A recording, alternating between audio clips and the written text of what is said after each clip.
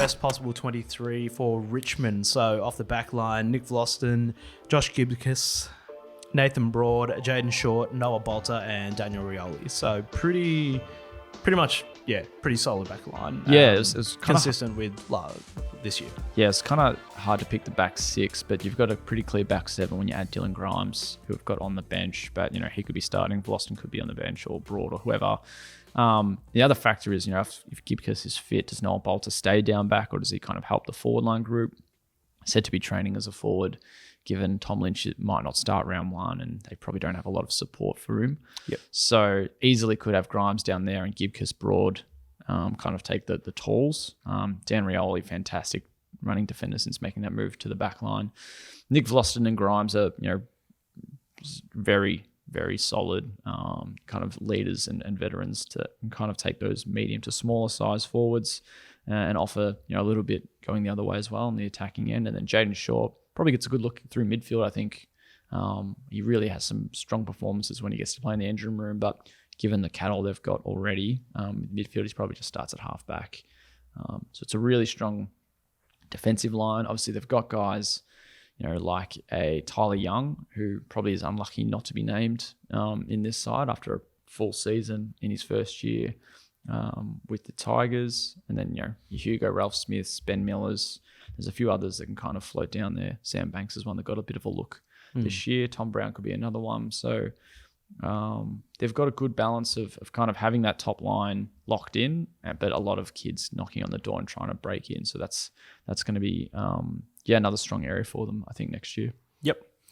And in the mid, so Toby Nankervis is the main man, Tim Taranto, Jacob Hopper, and then Dion Pressia, and then on the wings, Marlon Pickett and Jack Ross. Yeah, the three on ballers is they're all probably a bit similar, but they probably at the same time can't play much many other areas of the field, you'd think. Yeah. Like Prestia, not that he's one-dimensional, like he's an absolute star for them, but he's probably not someone that you're throwing on the outside or maybe forward, if anything. But Taranto's the same, Hopper's the same. Like they get Dustin Martin through there, and it was fantastic for them this year. Shea Bolton, again, stellar for the Tigers, and same with Martin, probably starts forward and then can run through the midfield a little bit. Nankervis, after losing Soldo, Nankervis is easily their number one ruck. Yep. Sam Naismith will maybe fill in if needed, but Samson Ryan's there as well as more of that ruck forward hybrid.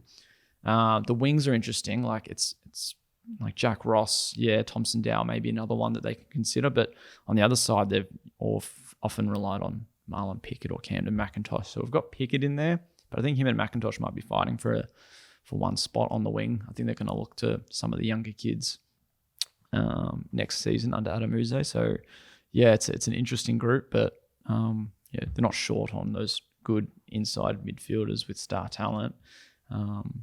It's just going to be, how they kind of use them through rotations is going to be an interesting watch. Yeah.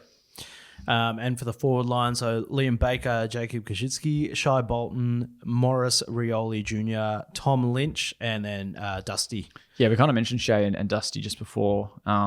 So damaging, like Martin, what he was able to do this year after, many thought he's probably falling off a little. Yeah. Just kind of bounce back and have probably one of the best years of his career.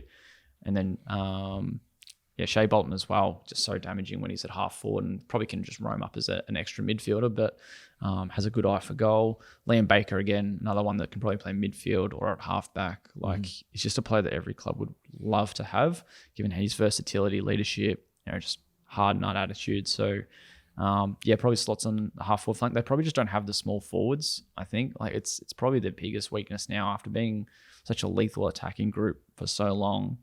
That's probably why I've got Morris Rioli Jr. in there. I'm not sure who else they'll probably use as a small forward, on top of Dusty and Bolton, who probably aren't full-time forwards necessarily. So maybe Cumberland.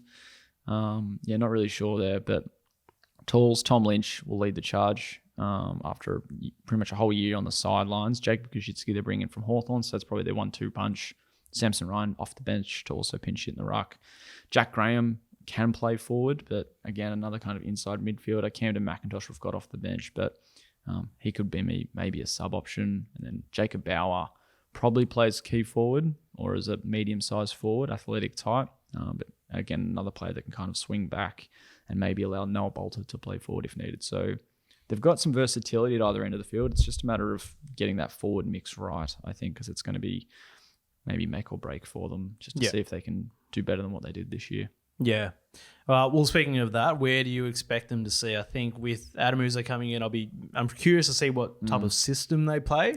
But I can't see them moving up the ladder too much. I probably don't have them returning to the top 8. They could, it was so tight this year, obviously, so they could still remain in that mix to the close to the end of the season. But I probably don't have them making that jump. Uzo is going to be pretty exciting. It was actually quite nice to hear his first press conference last week and how confident he sounds in the group and kind of the style of plays. He's kind of not holding too much to his chest. He's just happy for them to play some pretty free football. And offer plenty of run and just kind of a bit of a frenzy footy that maybe we kind of got to know with the Tigers under Damien Hardwick in their dynasty years. So I think it's going to be they're going to be an exciting team to watch. It's just a matter of have they got the right mix? Is that forward line kind of going to be able to work? Obviously, it's a lot of that hinges on Tom Lynch's fitness though. Yeah, and I think a lot of Tigers fans have embraced sort of. Not so much a rebuild, but sort of a revamp. Like they've still got a lot of talent on that list. Attacked the draft 2 years ago, but then since obviously placed more of a focus on trading in. So it's kind of they brought in 3-4 for top 30 picks in 2021, and they probably haven't got the most out of those kids just yet. It's only a couple of years. I think they'll probably see some good signs in 2024 from those 4. Absolutely.